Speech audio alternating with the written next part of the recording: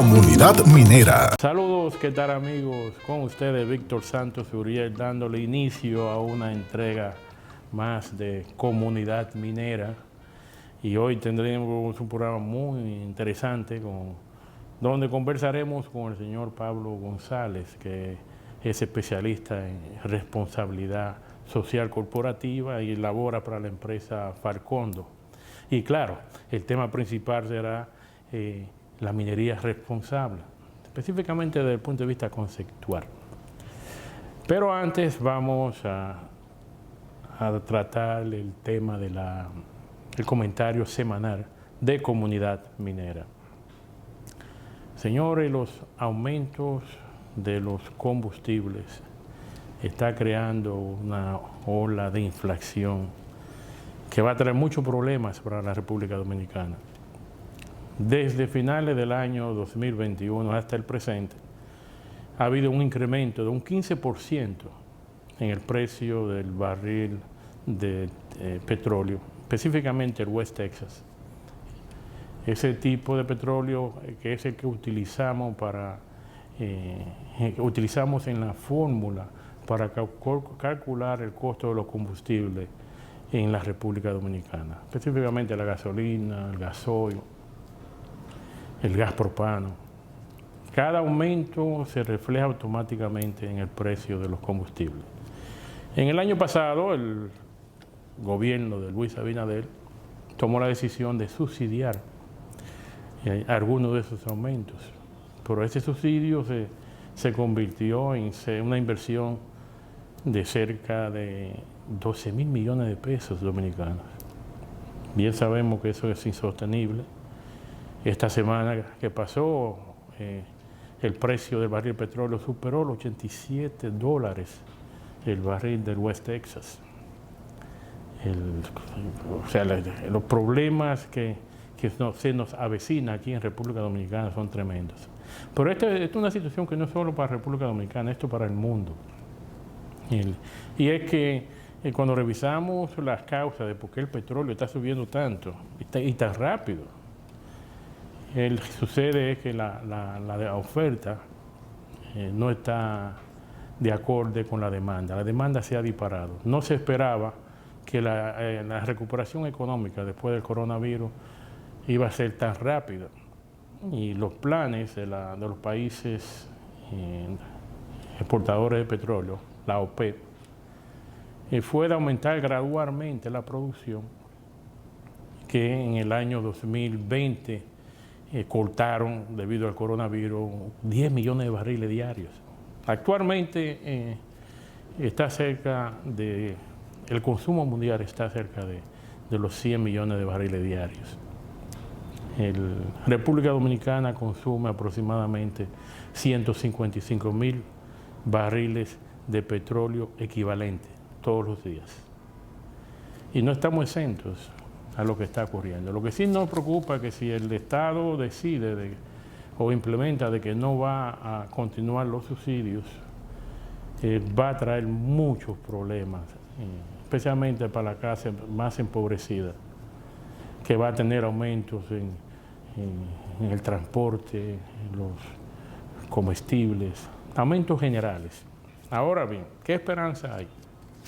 Según los economistas, varios economistas coinciden de que estos aumentos que están ocurriendo ahora, que son más bien tienen un gran componente geopolítico, específicamente con el caso de que en Rusia y el problema con Ucrania y en Kazajistán, así como también con un fuego que hubo en uno de los oleoductos que van de Irak a Turquía, también un ataque de los guerrilleros hutis, un ataque de drones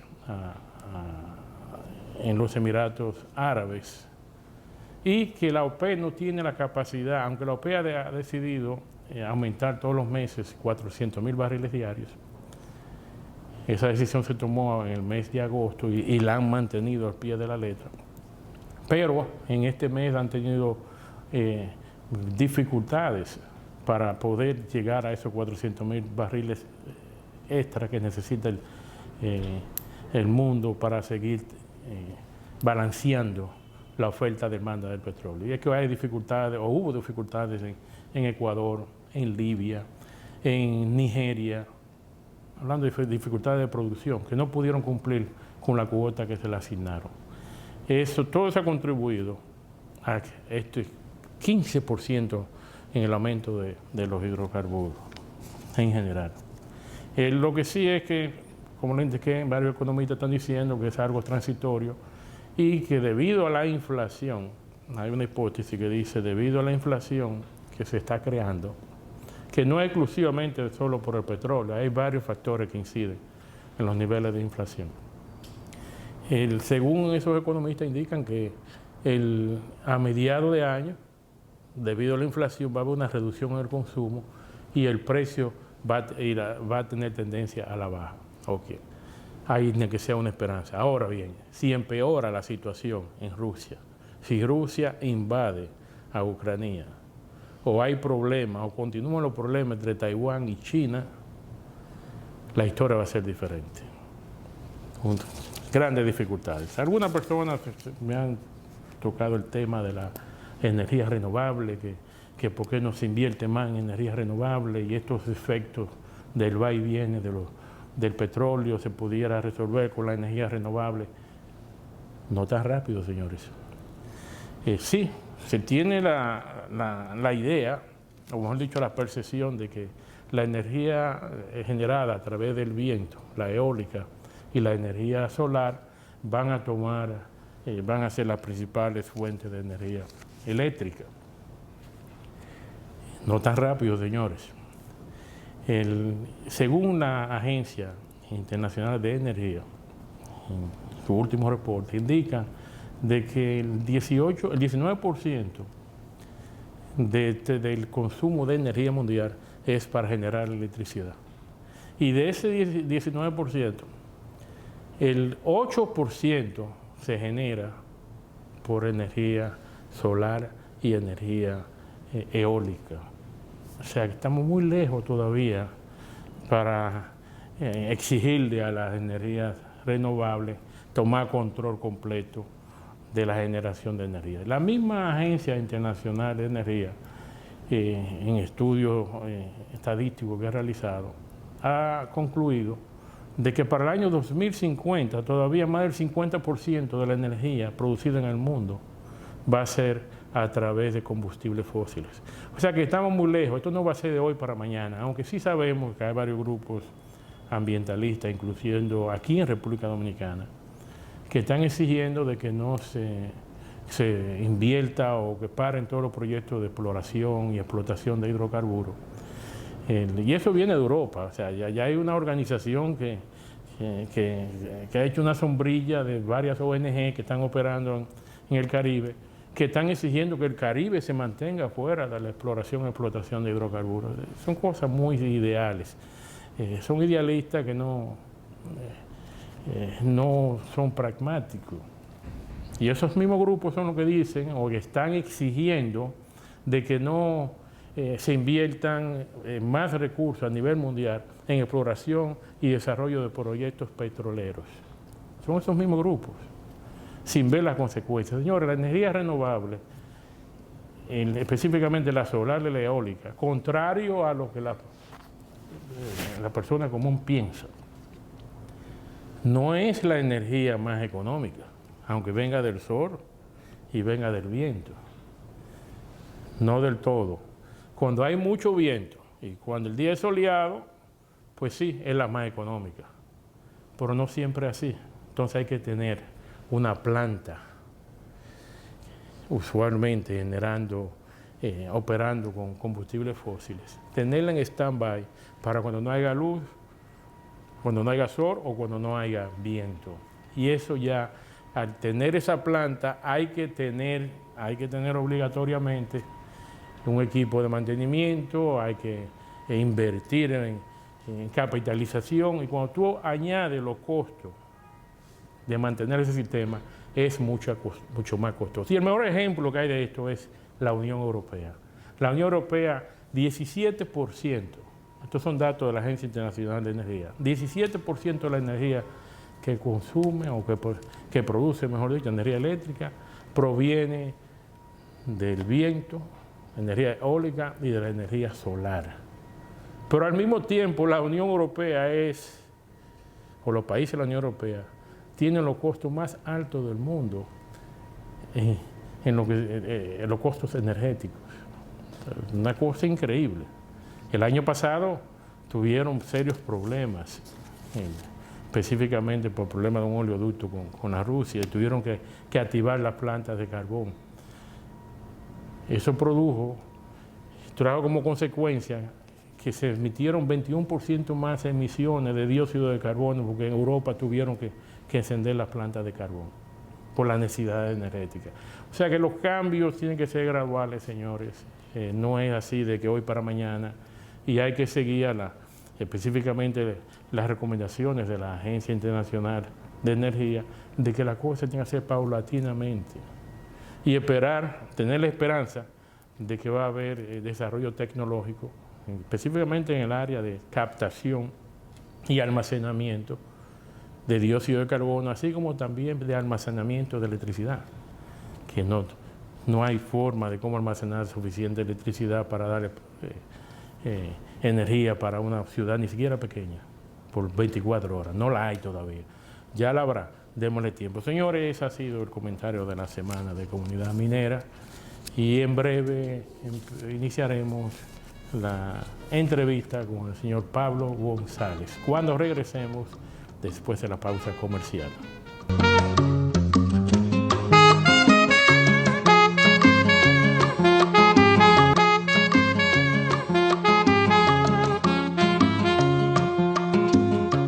Iniciando la entrevista central en Comunidad Minera hoy con el ingeniero Pablo González, que es superintendente de responsabilidad social corporativa en Falcondo, y es un especialista en licencia social de los proyectos extractivos. Y el tema de este conversatorio que tenemos hoy será básicamente la minería responsable desde el punto de vista conceptual. Pablo, un gran saludo, gracias por venir a compartir con nosotros en Comunidad Minera. Gusto de verte nuevamente. Gracias, Víctor, gracias. Bueno, para mí siempre es un placer estar compartiendo contigo y con la audiencia, por supuesto, un programa que tiene mucho apoyo en el sector minero, porque realmente trata los temas más importantes del sector, y eso pues agrega valor a lo que nosotros hacemos. Tú sabes que Comunidad Minera se ha concentrado básicamente, últimamente, en los aspectos sociales y ambientales de la minería. O sea, la sostenibilidad de los proyectos.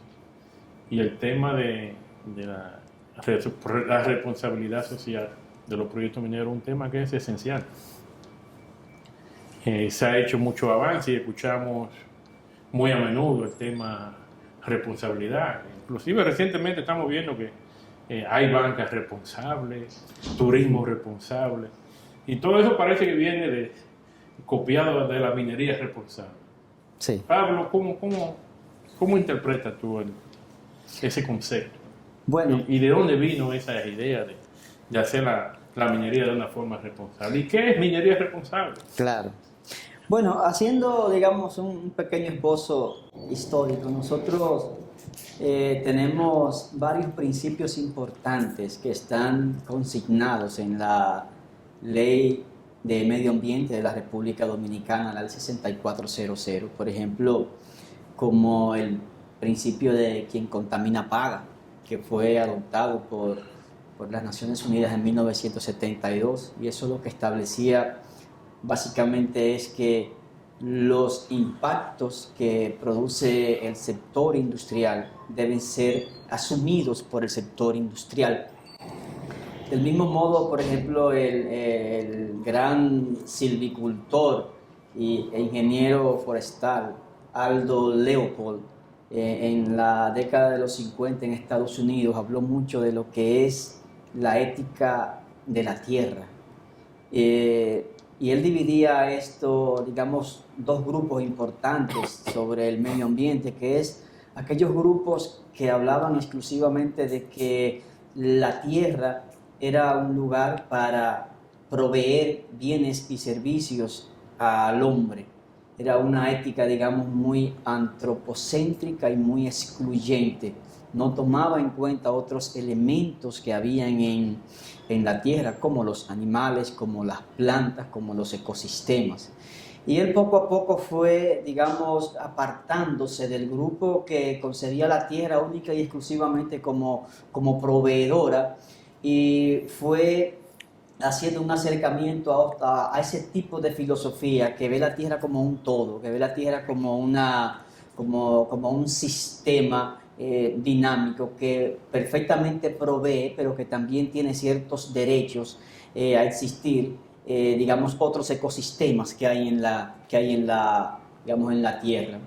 Del mismo modo, por ejemplo, Jonas Jones, también un gran teórico del medio ambiente de Estados Unidos, habló del principio de responsabilidad.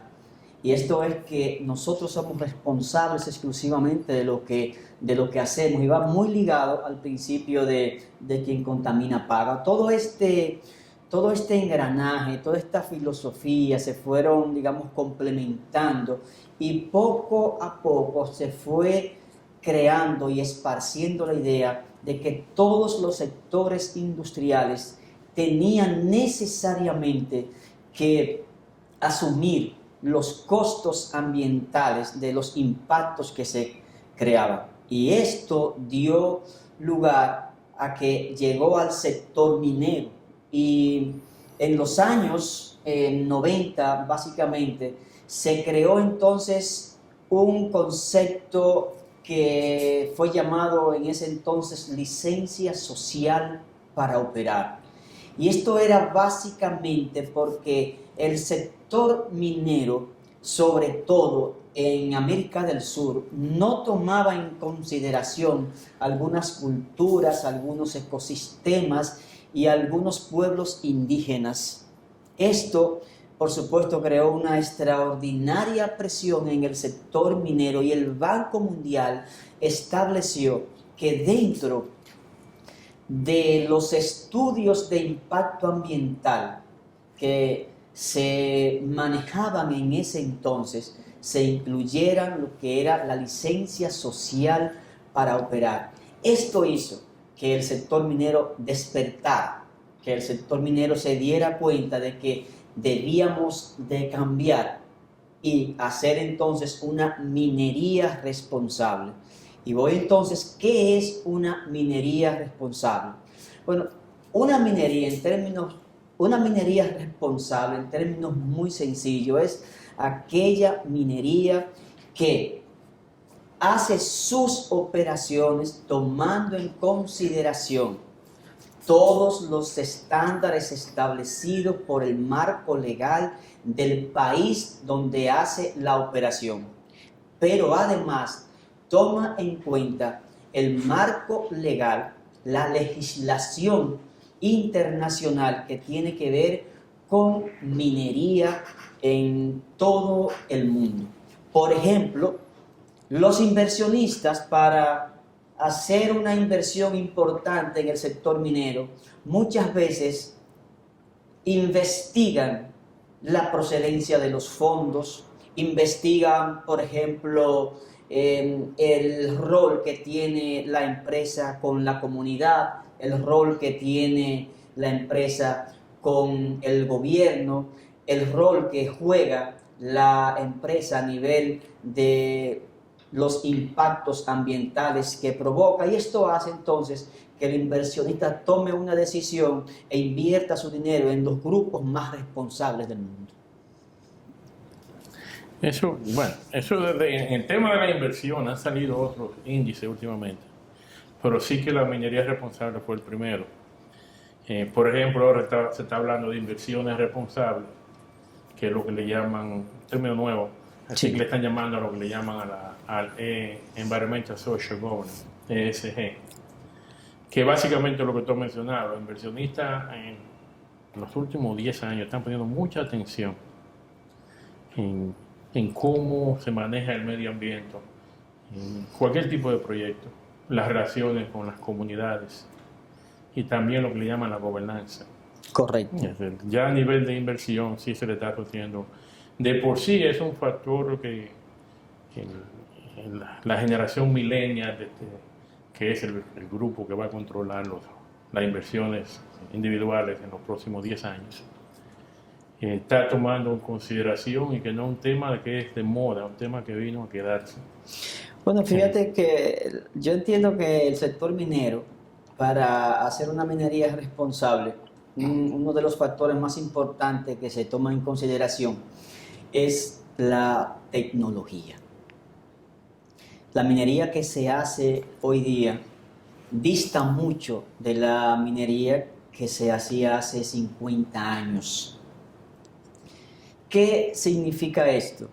Que el factor tecnológico ha permitido que la minería que se hace ahora se hace con criterios técnicos, cumpliendo con toda la reglamentación ambiental, cumpliendo con todos los principios ambientales vigentes en este momento, pero tiene un reto extraordinario. ¿Cuál es ese reto?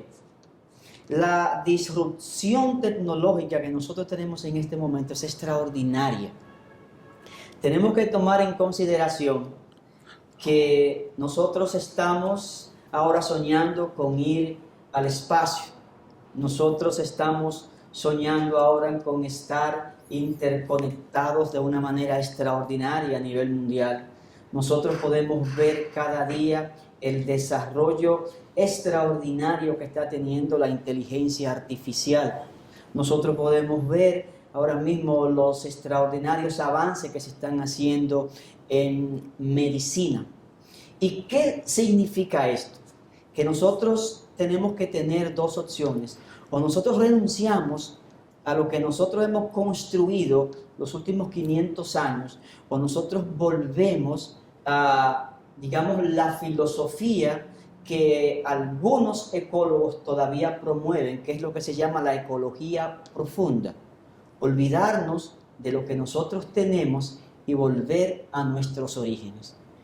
Ahora bien, deberíamos preguntarle a los millennials, a los grandes CEOs de las grandes empresas, a la gente normal que anda en la calle con un celular, con un vehículo, lleno de artefactos tecnológicos, si renunciarían a eso. Y no lo van a hacer. ¿Qué significa eso? Que la minería necesita proveer cada día más y más material para poder seguir desarrollando la tecnología que tenemos actualmente. Pablo, el problema de esto es, estamos tocando un área ya que se va a poner interesante esto. Es que no ha habido una comunicación efectiva entre las empresas mineras, los desarrollos tecnológicos y las comunidades. Sí. Los niveles de credibilidad, o sea, las comunidades desconfían, y no es aquí en el país dominicano, en el mundo es a nivel mundial. Desconfían de lo que le dicen las mineras en el aspecto tecnológico, y no ha habido una forma de cómo balancear, de que en verdad haya credibilidad. Y en cierto modo es que el tema de la minería responsable no es exclusivo de las empresas mineras. El componente Estado es un factor primordial. Si los estados no tienen una institucionalidad sólida que supervisen los proyectos mineros, correcto, si los estados no le cumplen con lo estipulado en los contratos a las comunidades, oye, podremos tener el mejor concepto del mundo, pero ponerlo en la práctica con todas estas adversidades es difícil. No, realmente es como tú dices, o sea, la responsabilidad no es solamente del sector minero. Hay varios actores que interactúan. Por ejemplo, el gobierno, que debe ser un ente de apoyo al sector. pero ese mismo gobierno debe crear los organismos que puedan tener las capacidades, sobre todo técnicas, para que regulen y supervisen el sector. Hay otro sector importante que incide de manera extraordinaria en lo que es la minería responsable, que son los grupos ambientalistas. ¿Qué pasa con los grupos ambientalistas? Y hablo de grupos ambientalistas y no de ecólogos, digamos que es el científico de la ecología. Yo quisiera hablar más bien de los grupos ecologistas. Una de las grandes fallas que tienen los grupos ecologistas es que son negados al diálogo. Y además de que son negados al diálogo, las opiniones que emiten con relación al sector minero no necesariamente están basadas en criterios científicos, en datos, en estudios. Más bien están basados en emociones, en percepciones y en opiniones. Entonces, eso crea un problema fundamental en el sector, porque de repente el sector minero presenta unos estudios que te pudieron costar 150 millones de pesos, por ejemplo, y de repente un sector ambiental no toma en consideración que se hizo una investigación, que se contrataron técnicos, que se contrataron terceros, que se contrataron especialistas, y simplemente con decir ese proyecto es dañino, con eso es suficiente para que el gobierno entonces actúe en consecuencia y tenga que parar el proyecto. Pablo, tengo que interrumpirte, tenemos que irnos a una pausa. Muy bien. Y regresaremos en breve.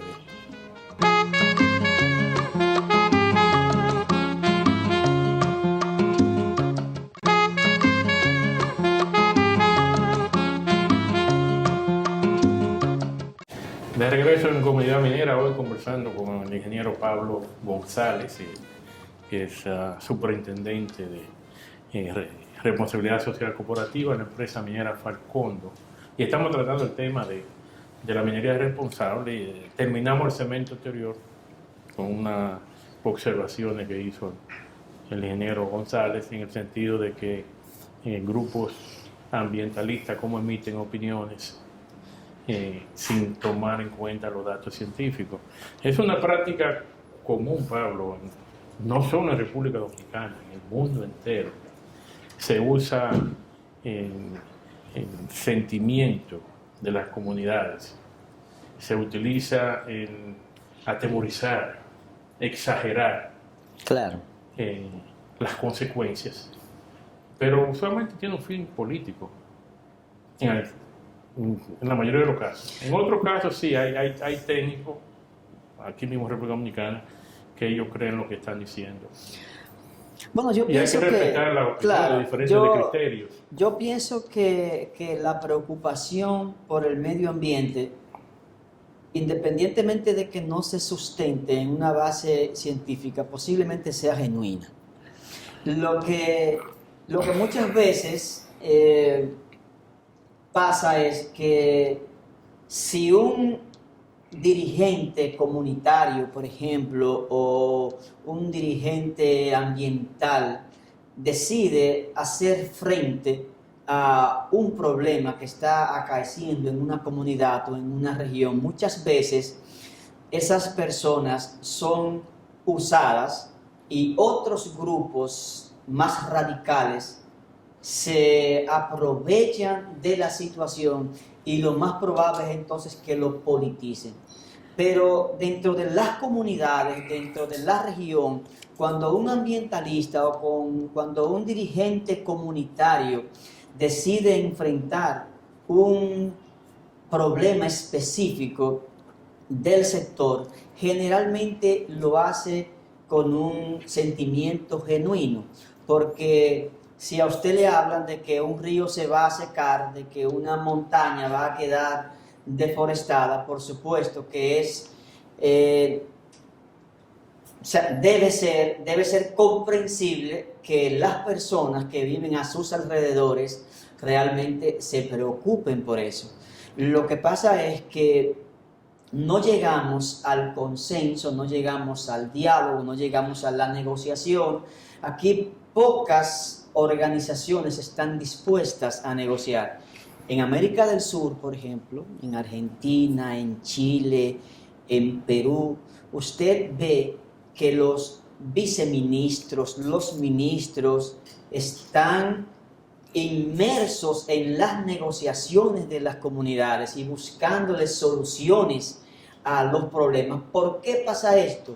Porque ellos saben que la minería es importante, que provee recursos, que provee empleos, que provee dinamismo económico, pero necesariamente tiene que haber una veeduría, tiene que haber una gobernanza comunitaria para que las cosas se hagan bajo los estándares establecidos. Lo que pasa, Pablo, escúchame que te interrumpa, es que ha habido cierta dejadez, cierta lentitud, tanto de parte de las empresas como el Estado. Esto es lo que yo he visto, lo que he visto aquí en Dominicana y lo que he visto en otros países en Sudamérica.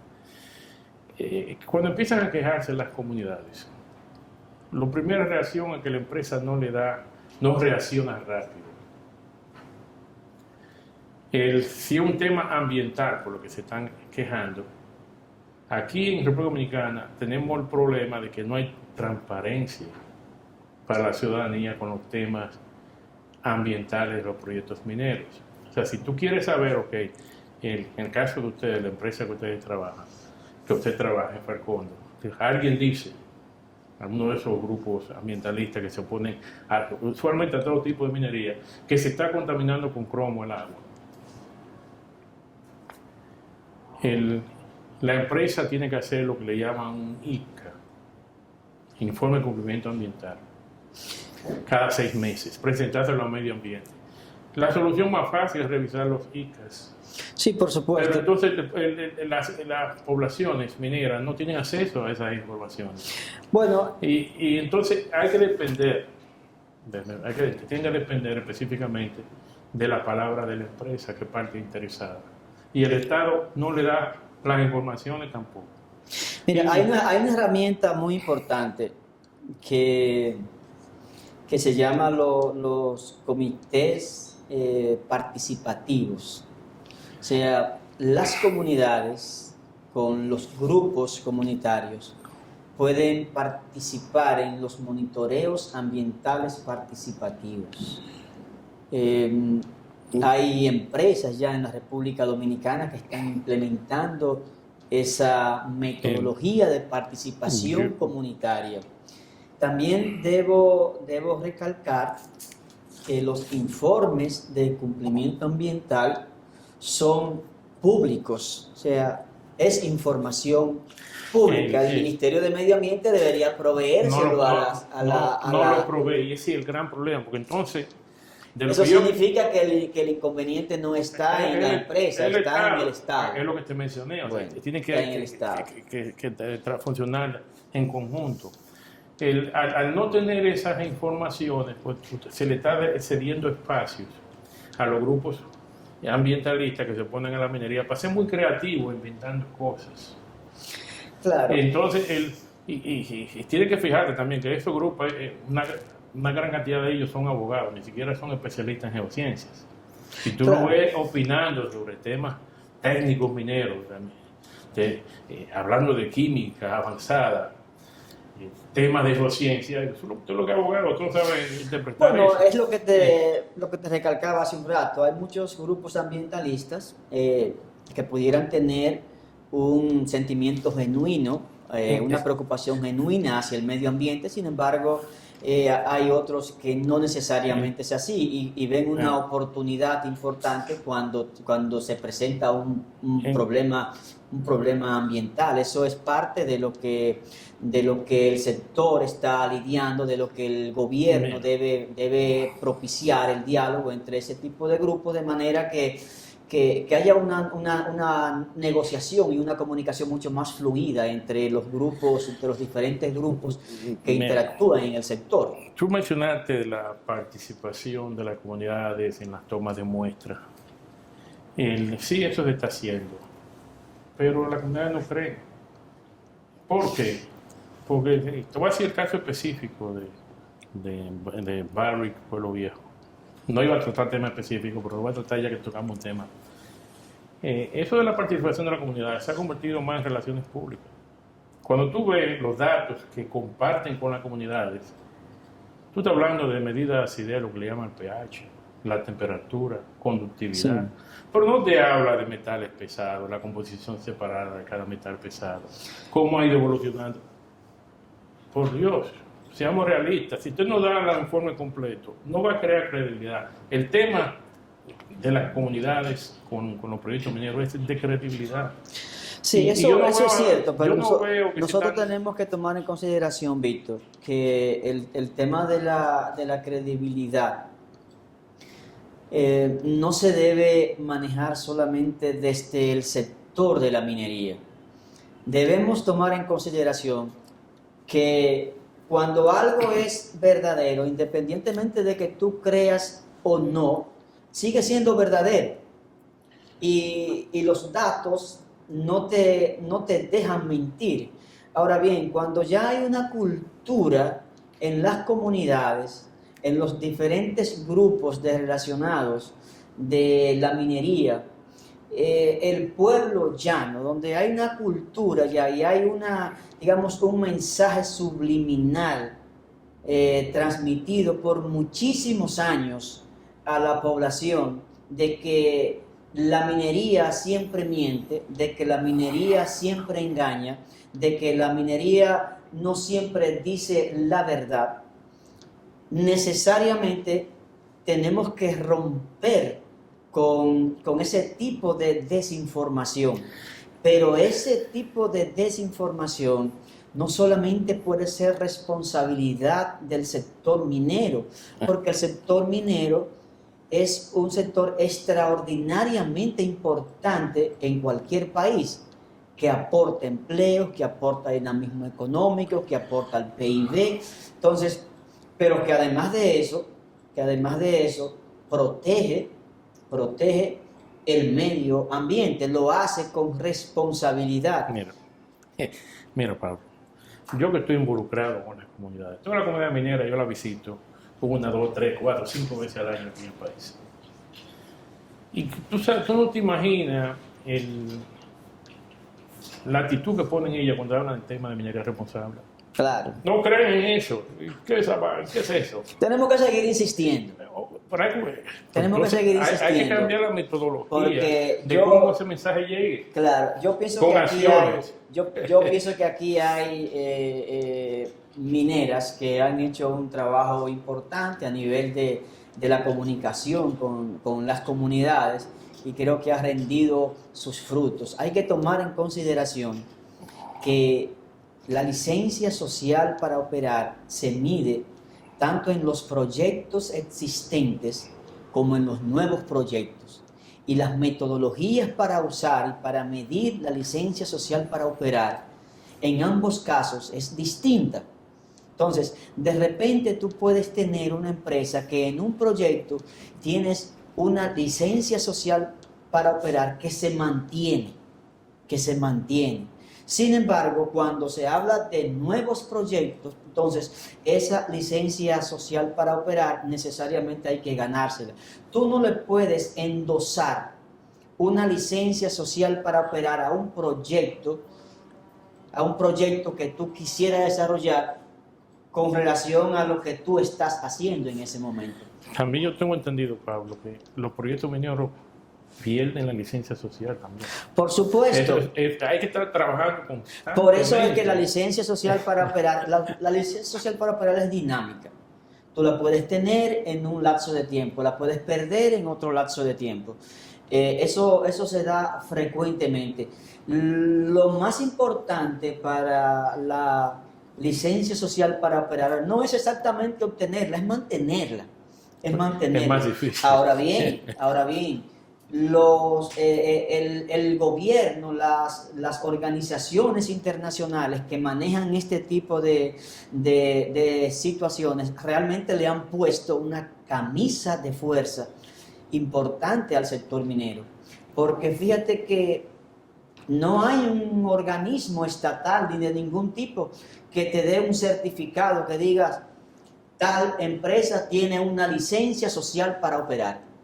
No, ¿Qué significa eso? Que si tú tienes 99.99% de favorabilidad en las comunidades y de repente aparece una organización que no esté a favor tuyo, entonces tú estás perdiendo la licencia social para operar. No, no la puedes perder porque nadie, ni siquiera los gobiernos, ni la iglesia, ni ninguna institución favorece al 100% de la población. Pablo, voy a aprovechar para irnos a una pausa y regresaremos en breve.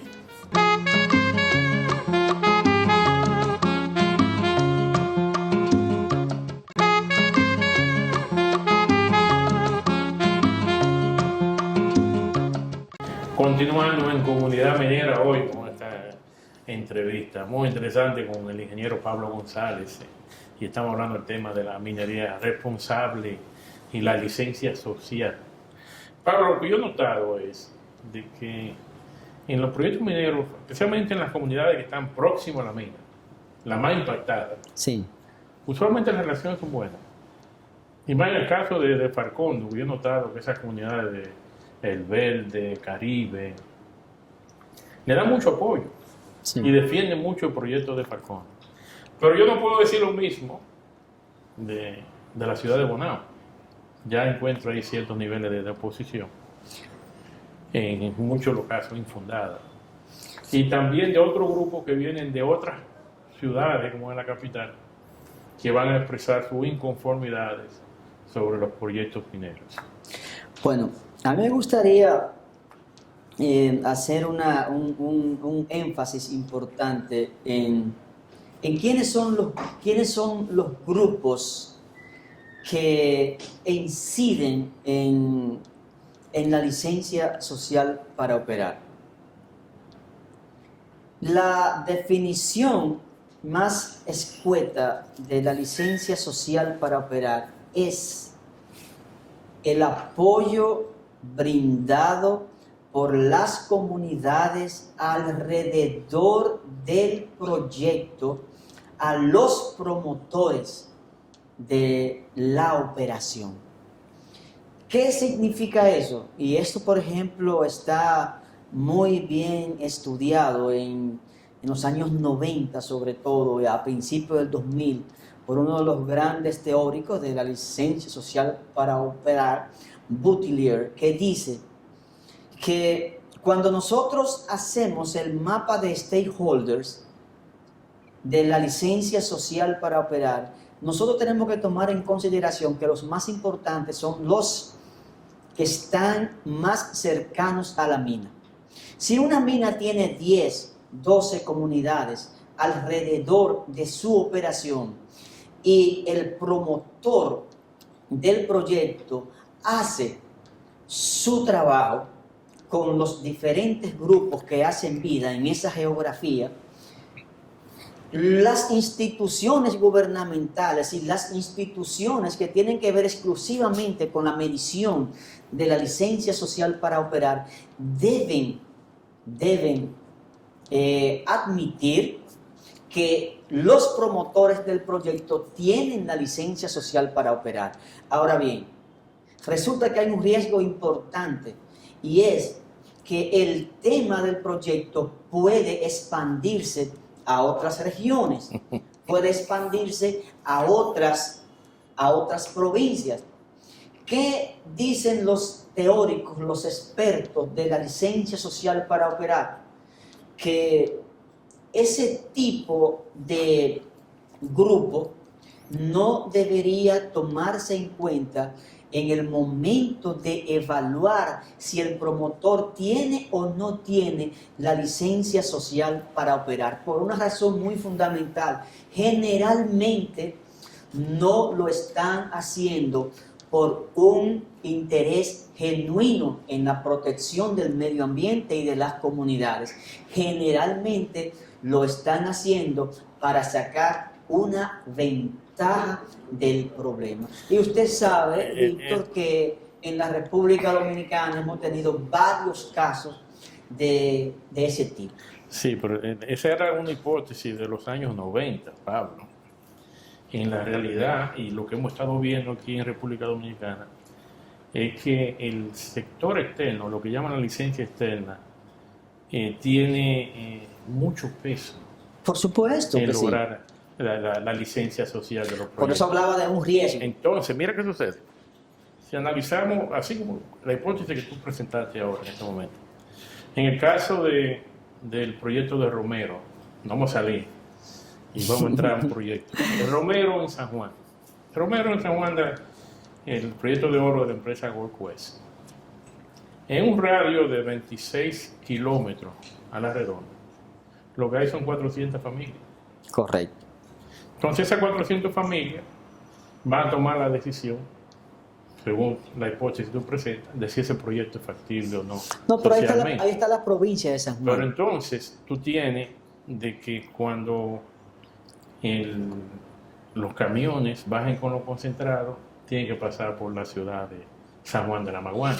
Eso es que parte. está a 20 tanto, 30 Bueno, kilómetros. precisamente, Víctor, cuando nosotros hacemos ese tipo de análisis, debemos tomar en consideración que hacemos los análisis de riesgos y hacemos el mapa de stakeholders.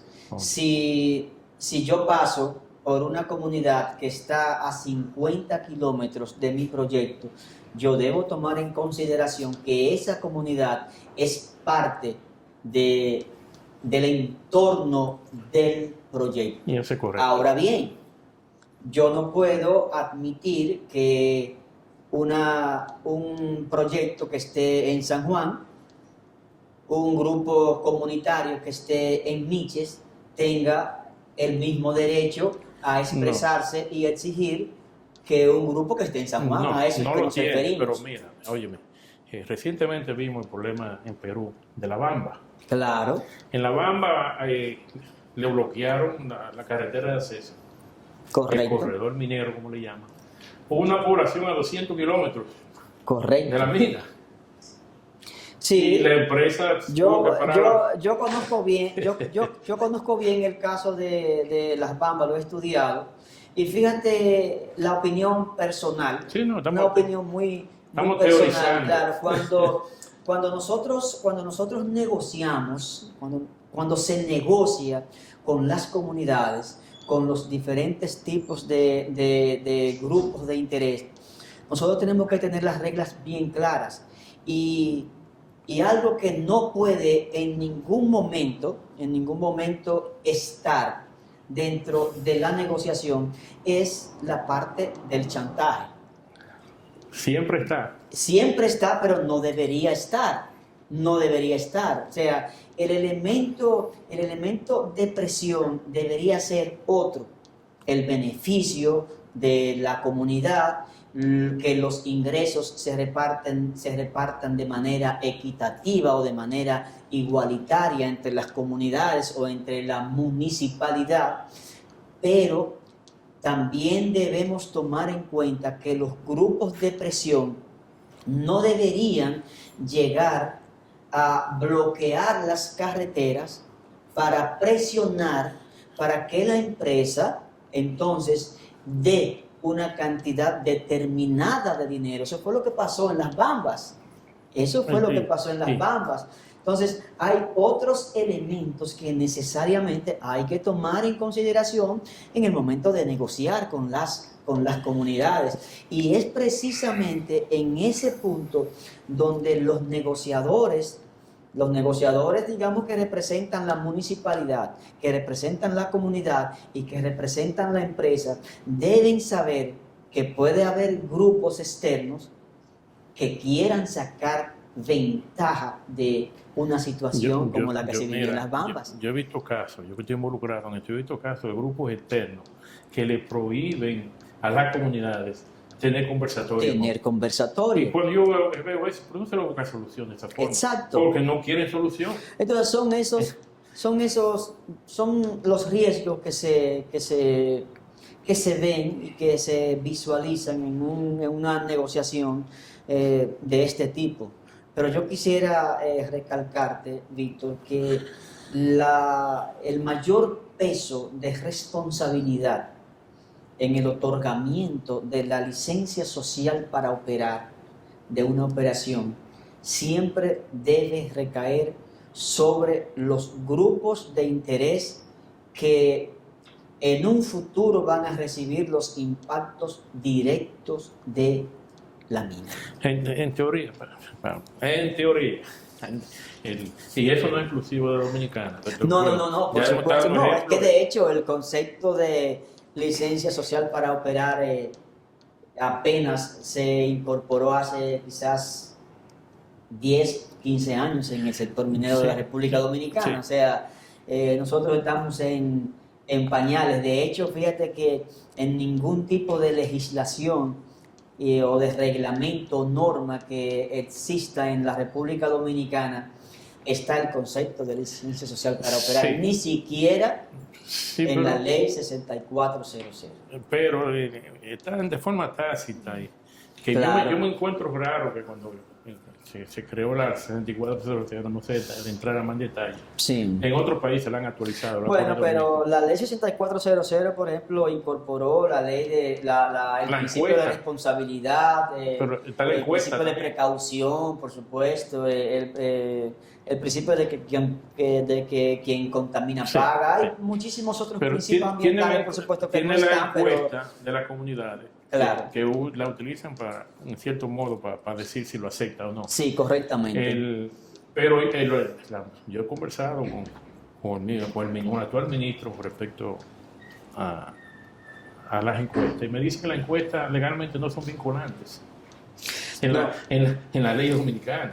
Ahora bien, vinculante o no, si no tiene el apoyo de la comunidad de un proyecto, el proyecto va a Sí, tener... pero la ley va a tener 6400 establece que para proyectos que conlleven una licencia ambiental, necesariamente hay que hacer vistas públicas, y las vistas públicas tienen que ver con encuestas, porque los proyectos tienen que tomar en consideración necesariamente la opinión, las inquietudes y las preocupaciones de las comunidades que están alrededor Pablo, de la mina. ¿Cómo se hacen ustedes cuando tienen esas comunidades que son opuestas a los proyectos? Desde el Bueno, punto de vista del sector minero, ¿qué parece diferente? Y Falcondo no tiene esa oposición, al menos Monseñor no es. Ustedes han hecho muy buen trabajo. no, nosotros últimamente hemos tenido un acercamiento extraordinario con las comunidades. Y eso tiene, por supuesto, su historia. ¿Por qué Falcondo en este momento tiene una aceptación importante en las comunidades? Primero, porque nosotros cambiamos el estilo de relacionarnos, un diálogo muy proactivo, tenemos constantemente con las comunidades. Se tomó en consideración la participación de las comunidades en los proyectos que Falcondo ejecuta a nivel social. Pablo, El escúchame. tema de empleo. Ustedes hacían antes, no sé si lo continúan haciendo, las mesas de Claro, diálogo. nosotros tenemos una metodología implementada en Falcondo desde el 2013, se llama las mesas redondas. Las mesas redondas no son más que, digamos, una organización que en cada comunidad agrupa a todas las organizaciones, hace digamos, una especie de board, de directiva, y esa directiva es la que se comunica directamente con Falcondo, con todos los temas relacionados con Falcondo y la comunidad. Esos organismos, de hecho, están constituidos como ONGs, lo que significa que pueden perfectamente trabajar proyectos, generar recursos y manejar recursos. Pablo, me enteré en los medios de que Falcondo está siguiendo el proceso de certificación de minería responsable por una institución internacional que se llama la IRMA. Sí, así es. Nosotros iniciamos, IRMA es un estándar de minería responsable, como hay otros en el mundo, realmente. Y Falcondo inició el proceso de certificación de ese estándar. Es un estándar que toma en consideración mucho los aspectos ambientales, los aspectos operacionales y la relación con la comunidad, Importante. sobre todo con la comunidad. La parte comunitaria y la parte medioambiental son claves en IRMA. Y ya nosotros iniciamos, digamos, el primer proceso, que es de autoevaluación en IRMA. Es, digamos, un autoanálisis siguiendo los estándares de IRMA para ver cómo estamos nosotros a nivel de lo que el estándar exige. Ya hicimos esa primera autoevaluación y por supuesto ya se decidirá si pasamos a una segunda etapa, que es cuando los auditores de IRMA vienen a la República Dominicana y nos auditan ya, digamos, in situ. Y yo tengo entendido que Falcón es la única empresa que En la República Dominicana que es está en la... el proceso de ser certificada como de que está operando y que está realizando una minería responsable en la zona de Monseñor Noel. Bueno, a nivel de la República Dominicana somos la primera empresa que hemos iniciado el proceso de certificación IRMA. Pero te repito, hay varios estándares de minería responsable. Sí, pero lo que yo noto es que todos los proyectos hablan de minería responsable, pero ninguno menciona qué institución internacional lo está certificando. No sé por qué. Al menos Falcón sí ya tiene constancia, ya lo ha hecho público, de que está siendo certificado por la IRMA. Muy importante. Pablo, te quiero agradecer que haya venido. Se nos quedaron varios datos, varias cosas. Tiene que venir pronto a la comunidad minera. Claro, ha sido un sí. conversatorio constructivo. Esta es mi casa. Constructivo, un diálogo muy interesante que seguro que nuestra audiencia aprendió muchas cosas. También quiero agradecer a nuestra teleaudiencia y a las personas que nos escuchan a través de Radio Santa María en 97.9 de la FM en La Vega, por su sintonía, y Dios mediante estaremos nuevamente con ustedes la próxima semana. Vayan con Dios.